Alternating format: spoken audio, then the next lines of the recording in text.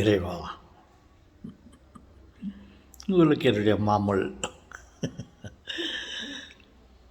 ஆராதனை, வணக்கம், தோஸ்தரம். நீர் என்றென்றும் வாழ்வீராக.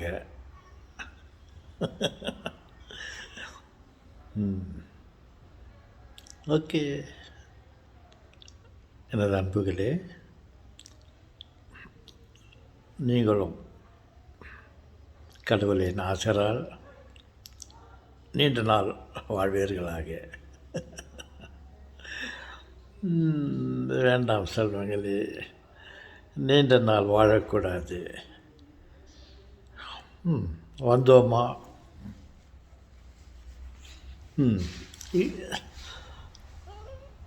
இருந்தோமா, போக வேண்டும். அதிக நாட்கள் நாம் வாழக்கூடாது.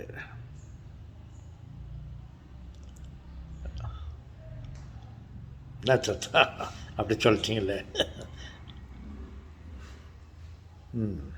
நீங்கள் மட்டும் இவ்வளோ நாளாக வாழ்ந்துட்டீங்கோ, நம்மளாம் ரொம்ப நாள் வாழக்கூடாதுன்னு சொல்கிறீங்களே. அது எந்த விதத்தில் நியாயம் தாத்தா? நியாயம்தான் செல்வங்களே. அனுபவம் நான் சொல்லவில்லை, என்னுடைய அனுபவம் சொல்லுகிறது. நான் மட்டுமல்ல, நான் சிறு வயதில் படித்து கொண்டிருந்தேன், போர்டிங் ஸ்கூல். அதில் நான் நினைக்கிறேன் ஒரு 7th ஸ்டாண்டர்ட் எதை படிச்சிருந்தேன். தமிழ்நாட்டில் saint Dominic Xavier boys home and elementary school. அங்கே இருந்து கொண்டு நான் படித்து கொண்டிருந்தேன். அப்பொழுது என்னுடைய பேராசிரியர் அல்ல, சயின்ஸ் டீச்சர் ஒருவர் இருந்தார். மிகவும் அழகாக இருந்தார்.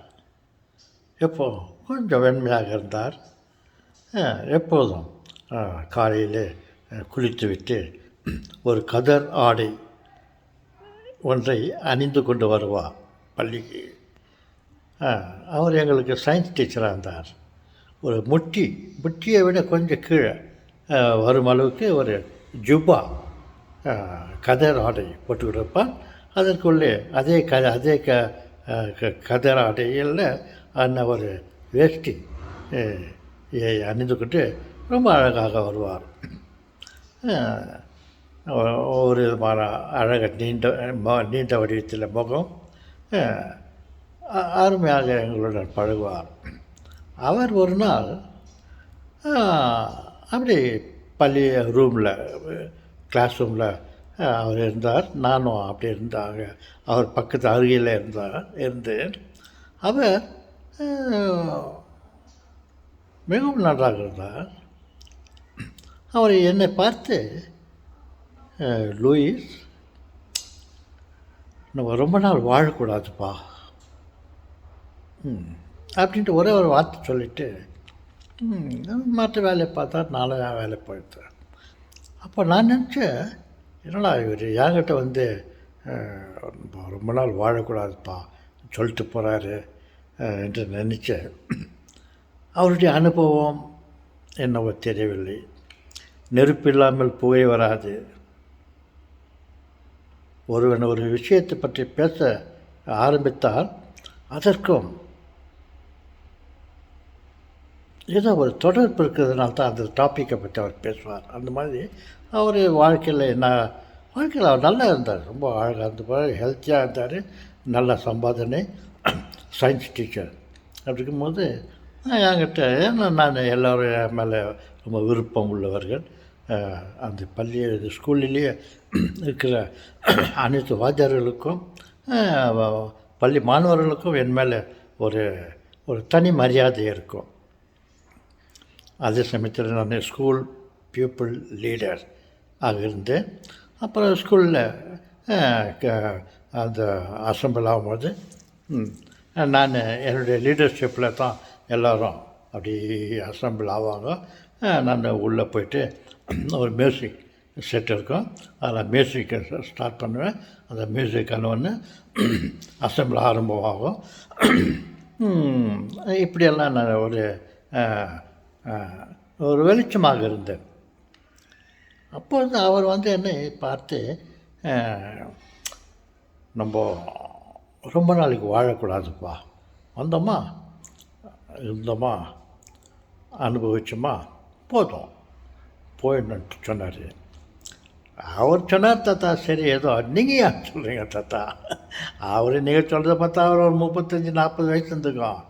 நீங்கள் அதுக்கு டபுள் வயசில் இருக்கிறீங்களே, 84 வயசை அடைஞ்சிட்டு நீங்கள் மட்டும் இவ்வளோ வயசு இருந்துட்டு எங்களை நம்ம ரொம்ப நாளைக்கு இருக்கக்கூடாதுன்னு சொல்கிறீங்களே, நீங்கள் ஏன் தாத்தா அப்படி சொல்கிறீங்களோ அப்படின்னாக்கா, அனுபவம் அதிக நாள் இருக்கக்கூடாது, நாம் உலகத்துக்கு பாரமாக இருக்கக்கூடாது. ஓகேன்னு சொல்லுவாங்களே, அது உள்ள எவ்வளோ கருத்துக்களோடு நான் பேச சொல்லுகிறேன். அவையெல்லாம் எடுத்து சொல்லுவதில்லை எனக்கு அவசியம் இல்லாத நினைக்கிறேன். ஓகே நான் ஓகே எங்கேருந்து கற்றுக்கினீங்களே தெரில, அப்பப்போ ஓகே அப்படின்னு சொல்கிறீங்களே தாத்தா. ஓகே சொல்லுவாங்களே. ஓகே சொல்லுவாங்களே. நான் இப்பொழுது என்னுடைய கடைசி மகள் வீட்டில் என்னையும் பாட்டியம் அழைத்தார்கள். அவருடைய வீட்டில் இருந்து கொண்டு நான் பேசிக்கொண்டிருக்கிறேன். ஓகே, உங்களிடம் ஏதோ பேச வேண்டும் என்ற எண்ணத்தினா எதையோ ஆரம்பிக்கிறேன். பாருங்கள், எனக்கு எதிரில் ஒரு ஸ்கூட்டர் இருந்தது. அதை பார்த்து மகள், டாடி இது எலக்ட்ரிக் ஸ்கூட்டர் டாடி அப்படின்னு சொன்னார்கள். ஓ ஆமாம்மா அன்ட்டு அதை நான் பார்த்தோன்னே எனக்கு வேறு ஏதோ ஞாபகம் இருந்தது. எலக்ட்ரிக் ஸ்கூட்டர்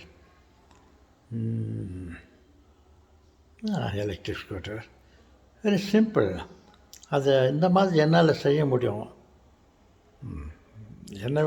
இதை விட நான் நேர்த்தியான முறையில் ஒரு ஸ்கூட்டர் பண்ண முடியும் அப்படின்ட்டு உடனே நான் மனசில் நினச்சிக்கின்னு எப்படி செய்யலாம் ஸ்கூட்டர், எலக்ட்ரிக் ஸ்கூட்டர் இதை விட மேன்மையாக செய்யலாமே, எப்படி செய்யலாம்ன்ட்டு அப்படியே கொஞ்ச நேரம் யோசனை. It is very simple. இப்போ இருக்கிற மீட்டர் ஸ்கூட்டருங்கெல்லாம் அது ஏதோ எலக்ட்ரிக் சார்ஜ் பண்ணிக்கிட்டு அங்கங்கே போய்ட்டு சார்ஜ் ஆகிட்டாக்கா சார்ஜ் பண்ணிக்கணும், இப்படி அப்படியெல்லாம் இருக்குது. நான் அந்த மாதிரி இருக்கக்கூடாது. நம்ம பார்த்தோமா, ஒரு டிசைன் பண்ணிவிட்டு ஒரு ஸ்கூட்டரை மேனுஃபேக்சர் பண்ணிவிட்டு அந்த ஸ்கூட்டரில் உக்காந்துட்டு ஒரு சில ஏற்பாடுகள் பண்ணிவிட்டு உள்ள ஸ்கூட்டரில் ஒரு ரிலீவர் இருக்குது வச்சிடணும். அது ரிலீவரை ரிலீவ் பண்ணிவிட்டு வண்டியை ஸ்டார்ட் பண்ணோம். ஜஸ்ட்டு அந்த சுவிட்சு, எக்ஸலேட்டர், பிரேக்கு இதெல்லாம் இருக்குது இல்லையா, அந்த இடத்துல ஒரு சுவிட்சை போட்ட உடனே அந்த ஆட்டோமேட்டிக்காக அதில் ஒரு வேல்வு, ஒரு சின்ன பாக்ஸ் ஒன்று பண்ணி அதில் ஒரு வேல்வு ஒன்று வச்சிடணும், மினிச்சர் வேல்வு மாதிரி சம்திங். அந்த சுவிட்சை போட்ட உடனே அந்த வேல்வை உள்ளே அந்த ஹீட்டர் சர்க்யூட் ஒன்று பண்ணிடணும். அந்த ஹீட்டர் சர்க்யூட்டு ஹீட் ஆனோடனே அங்கே இருக்கிற அது ரொம்ப ஹீட் ஆனோடனே அது மேலே ஒரு கேத்தோடு மாதிரி ஒரு ஏற்பாடு பண்ணிடணும், ஒரு கேத்தோடு வச்சிடணும். அந்த ஹீட்டருக்கு மேலே அந்த கேத்தோடு வச்சுட்டாக்கா அந்த ஹீட்டர் காரணத்தினால இந்த கேத்தோடு மேலே சூடுபட்டு அந்த கேத்தோடில் இருக்கிற எலக்ட்ரான் புரோட்டான்ஸ்கெல்லாம் ஃப்ளை ஆக ஆரம்பிச்சிடும், அந்த இடத்த விட்டு பறக்க ஆரம்பிச்சிடணும்.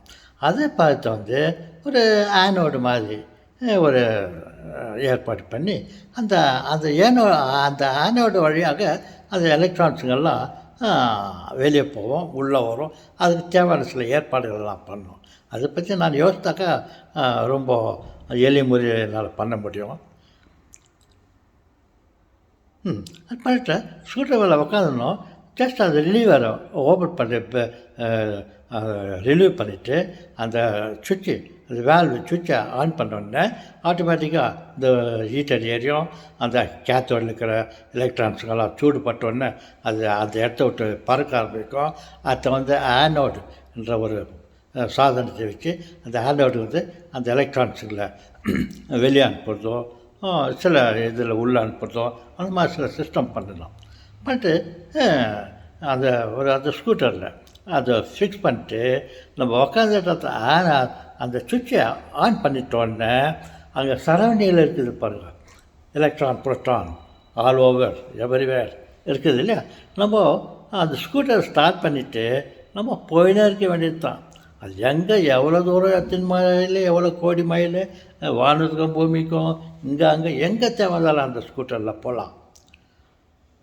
அங்கே போகிற இடத்துல அதை சுற்றி இருக்கிற எலக்ட்ரான் புரோட்டான்ஸுகளை இந்த ஆனோடு கேத்தோட்லேருந்து சில ஏற்பாடு பண்ணிக்கிறோம் இல்லையா, அதை போகிறதுலாம் அதை பிக்கப் பண்ணிக்கின்னு எங்கேயுமே சார்ஜ் பண்ணோம் டிஸ்சார்ஜ் ஆகிடுச்சு இதாகி போச்சுன்ற ப்ராப்ளம் இல்லை.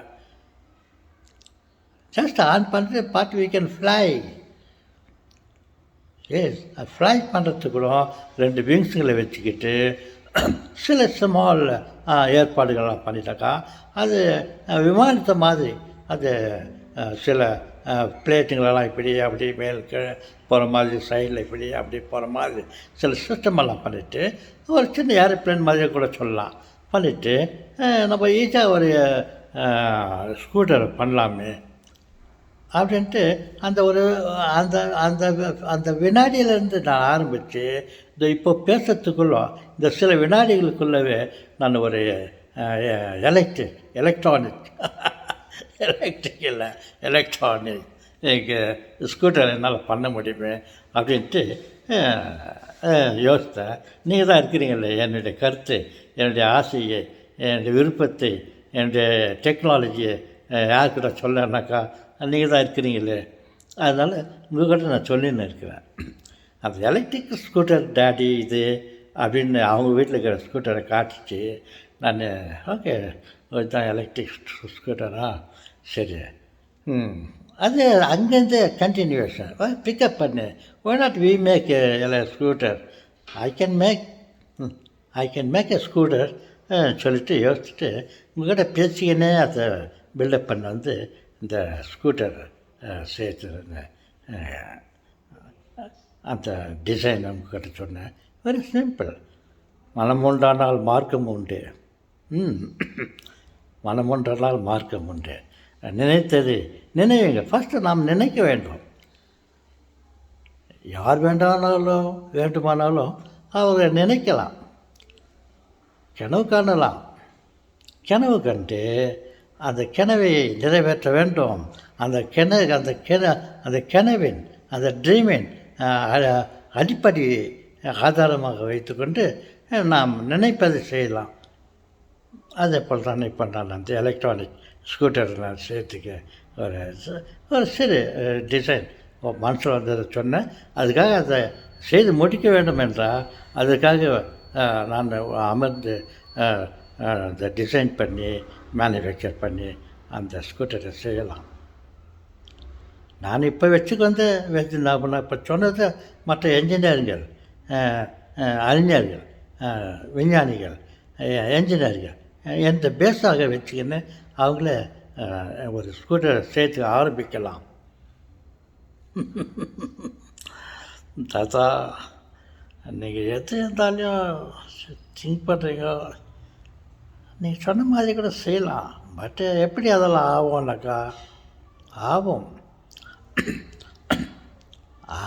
இப்போ எலக்ட்ரானிக்ஸ் நிறையா இருக்கிறது. அதை பயன்படுத்தும் முறையை நாம் தெரிந்து கொண்டு அதை பயன்படுத்த தெரிந்து எந்தெந்த வேலைக்கு எந்தெந்த இடத்துல அதை எப்படி உபயோகிக்க வேண்டும் என்று யோசித்தாலே நம்ம அதுக்கு தேவையான டிசைனை பண்ணலாம். நான் இவ்வளோ சொல்லும் போது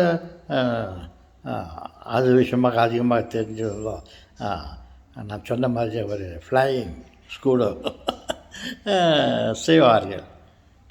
சில ஆண்டுகளுக்கு பிறகு இது வெளிவரும். அந்த தாத்தா ஒருத்தர் தொப்பி இல்லாத வந்து அன்றைக்கி சொன்னாரடா, எலக்ட்ரானிக் ஸ்கூட்டர் எதோ ஆன் பண்ணாக்கா அந்த வால்விலேருந்து ஹீட்டர் மூலிமா கேத்தோடில் இருக்கிற கேத்தோட்னாக்கா ஒன்றும் இல்லை, ஒரு ordinary plate material, iron plate, அது ஒரு விதமான பிளேட். அதை சூடு பற்றோடனே அது இருக்கிற எலக்ட்ரான்ஸ்கெல்லாம் ஃப்ளை ஆகும்.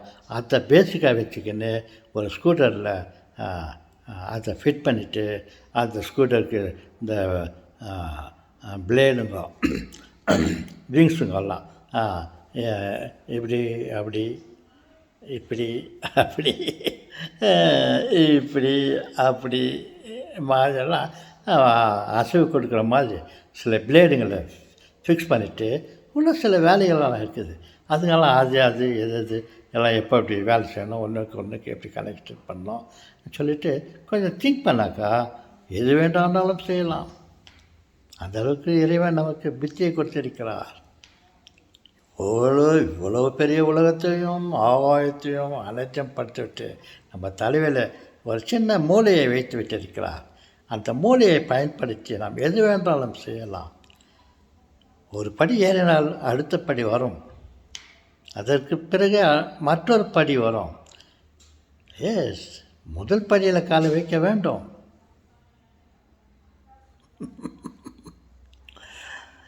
ஓகே, என் அன்பு செல்வங்களே, வேறொரு படியில் காலை வைக்கலாம். வணக்கம். அதுக்கு முன்னே அதான் இப்போ இருக்குது என் அன்பு சகோதரிகளே,